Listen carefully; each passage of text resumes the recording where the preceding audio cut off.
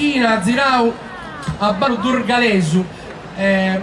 Giusto una parentesi mentre prendono posto, avete notato quanti gruppi si esibiscono con l'accompagnamento dell'organetto, che è uno strumento che è arrivato in Sardegna alla fine dell'Ottocento su un progetto di Paolo Soprani e che ha assunto delle peculiarità tutte sarde anche nell'uso del mantice, che non viene allargato completamente nell'accordeon.